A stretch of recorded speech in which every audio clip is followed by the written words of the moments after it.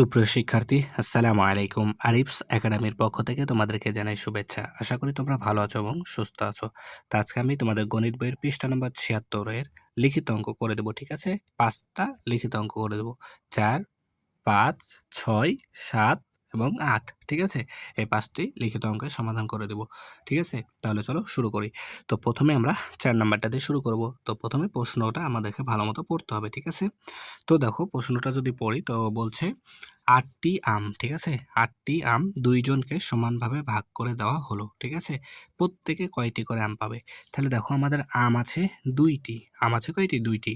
আর আম ২টি আমরা ৮টি আম আছে, সরি ৮টি আম আছে। এই ৮টি আম আমরা কয়জনকে ভাগ করে দিচ্ছি? ২ জনকে। অর্থাৎ কি ২ জনে কি ৮টা আম পাচ্ছে, তাই না? এখন বলছে প্রত্যেকে অর্থাৎ একজনে, প্রত্যেকে মানে কয়জন? একজনে কয়টি আম পাবে, ঠিক আছে? তাহলে এখানে ২ জনে আম পাচ্ছে ৮টি, তাই না? তাহলে আমরা লিখতে পারি এখানে সমাধান, যেহেতু এটা সমাধান করব তোমরা সমাধান লিখে নিবা, ঠিক আছে? তাহলে দেখো ২ জনে আম পাবে, ঠিক আছে? আম পাবে, ২ জনে আম পাবে সমান সমান কয়টি? ৮টি, ঠিক আছে? ৮টি। তাহলে এখন বলেছে প্রত্যেকে অর্থাৎ একজনে, তাই না? তাহলে অতএব একজনে আম পাবে। তাহলে দেখো ২ জনে যদি ৮টি আম পায় তাহলে একজনে আরো কম পাবে, তাই না? আর কম পেলে ভাগ করতে হবে। তাহলে ৮ ভাগ ২ টি, ঠিক আছে? তাহলে ৮ কে ২ দ্বারা ভাগ করলে ৪ দুগুণ ৮, ৪ দুগুণ ৮, তাহলে ৪টি। তাহলে একজনে কয়টি আম পাবে? ৪টি। তাহলে উত্তর ৪টি, উত্তর ৪টি, ঠিক আছে? এরপর দেখো ৫ নাম্বার। তো ৫ নাম্বার আমাদের বলছে দেখো ২৪টি লজেন্স ৪ জনকে সমানভাবে ভাগ করে দেওয়া হলো। তাহলে আমাদের আছে লজেন্স ২৪টি, দিলাম ৪ জনকে। তাহলে প্রত্যেকে অর্থাৎ একজনে কয়টি করে লজেন্স পাবে, ঠিক আছে? তাহলে দেখো ২৪টি লজেন্স ৪ জনা পায়, অর্থাৎ ৪ জনকে লজেন্স দেওয়া হলো কয়টি? ২৪টি। তাহলে একজনকে কয়টি পাবে সেটা লিখতে হবে। তাহলে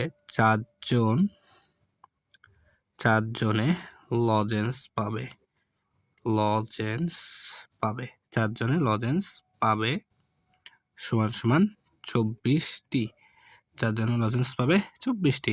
তাহলে একজনে বের করতে হবে, তাই না? তাহলে অতএব একজনে লজেন্স পাবে সমান সমান তাহলে ২৪। দেখো ৪ জনে ২৪টি পেয়েছে, তাহলে একজনে কম পাবে। একজনে কি কম পাবে, একজনে কম পাবে, তাহলে ভাগ করতে হবে। তাহলে ২৪ ভাগ ৪ টি। তাহলে এখন আমাদেরকে ৪ এর ঘরে নামতা ২৪ পর্যন্ত পড়তে হবে, তাই না? তাহলে ৪ ৬ ২৪, তাহলে এখানে ৬টি। তাহলে একজনে কয়টি করে লজেন্স পাবে? ৬টি করে লজেন্স পাবে। তাহলে উত্তর ৬টি, ঠিক আছে? দেখো তাহলে একেবারে কিন্তু সহজ অঙ্ক। তাহলে এবার ৬ নাম্বার। তো ৬ নাম্বার বলছে ২৭ টাকা ৩ জনকে সমানভাবে ভাগ করে দেওয়া হলো, ঠিক আছে? তাহলে আমাদের কাছে আছে কয় টাকা? ২৭ টাকা। দিলাম কয়জনকে? ৩ জনকে। অর্থাৎ ৩ জনে ২৭ টাকা পাবে, ঠিক আছে? তাহলে প্রত্যেকে অর্থাৎ একজনে কয় টাকা করে পাবে, ঠিক আছে? তাহলে ৩ জনা পেল আমাদের ২৭ টাকা। তাহলে একজনে কয় টাকা পাবে? তাহলে ২৭ কে ৩ দ্বারা ভাগ করতে হবে। তাহলে আমরা এখানে লিখব কি? যে ৩ জন টাকা পাবে। ৩ জন টাকা টাকা পাবে। ৩ জন টাকা পাবে সমান সমান ২৭ টাকা। ২৭ টাকা। তাহলে এখন বলেছে আমাদের একজনে, তাহলে অতএব একজন টাকা পাবে সমান সমান ২৭ ভাগ ৩ টাকা। তাহলে ২৭ কে আমাদের ৩ দ্বারা ভাগ করতে হবে। তাহলে ৩ নং ২৭, তাহলে ৯ টাকা। তাহলে উত্তর কয় টাকা আমাদের? ৯ টাকা। উত্তর ৯ টাকা। তাহলে আশা করি বুঝতে পারলে এটা। তাহলে ৭ নাম্বার। একটি বেঞ্চে ৫ জন বসে, ঠিক আছে? একটি বেঞ্চে ৫ জন বসে। তাহলে ৪৫ জনের জন্য কয়টি বেঞ্চের প্রয়োজন হবে? তাহলে দেখো এখানে আমাদের বলা আছে একটি বেঞ্চে ৫ জন বসে। তাহলে ৪৫ জনের জন্য কয়টি বেঞ্চ লাগবে? তাহলে দেখো ৫ জন বসে একটি বেঞ্চে, তাই না?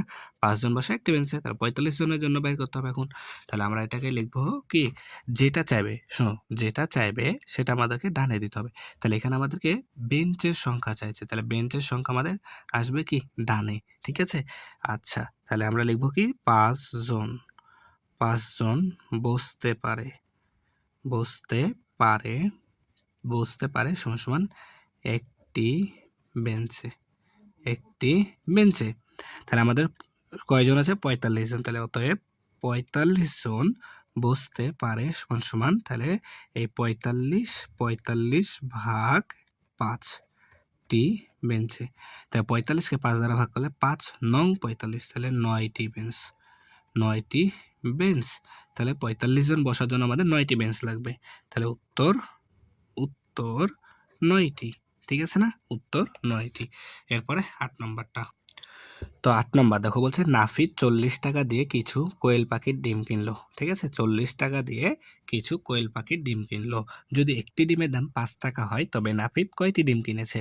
তাহলে দেখো আমাদের এখানে টাকার পরিমাণ দেওয়া আছে আর একটা ডিমের দাম দেওয়া আছে। তাহলে 5 টাকায় ডিম পাওয়া যায় কয়টি? একটি। তাহলে 40 টাকায় পাওয়া যাবে কয়টি? এটা বের করতে হবে। তাহলে আমরা লিখব কি যে 5 টাকায় যেটা চাইবে সেটা কি সবসময় ডানে যাবে। তাহলে কয়টি ডিম পাবো সেটা আমাদের ডানে আসবে। তাহলে 5 টাকায় ডিম পাওয়া যায়। 5 টাকায় ডিম পাওয়া যায় সমান সমান কয়টি? একটি। 5 টাকায় ডিম পাওয়া যায় একটি। তাহলে আমাদের কয় টাকা আছে? 40 টাকা। তাহলে অতএব 40 আমাদের তো না, নাফিদের। ঠিক আছে, তাহলে 40 টাকায় ডিম পাওয়া যায় সমান সমান, তাহলে 40কে ভাগ করতে হবে 5 দ্বারা, এতটি। তাহলে 5 ঘরের নাম তো 40 পর্যন্ত পড়তে হবে, তাই না? তাহলে 5 আষ্টে 40, 5 আষ্টে 40 অর্থাৎ 8টি। তাহলে নাফিদ 40 টাকায় ডিম পাবে কয়টি? 8টি। তাহলে উত্তর 8টি। ঠিক আছে, তাহলে আশা করি অঙ্কগুলো বোঝাতে পেরেছি। ঠিক আছে, তাহলে আজকে পর্যন্তই। ভিডিওটি ভালো লাগলে অবশ্যই লাইক, কমেন্ট, শেয়ার করতে ভুলবে না এবং পরবর্তী ভিডিও সবার আগে পেতে আমাদের চ্যানেলটি সাবস্ক্রাইব করে রাখো। আল্লাহ হাফেজ। আসসালামু আলাইকুম ওয়া রাহমাতুল্লাহ।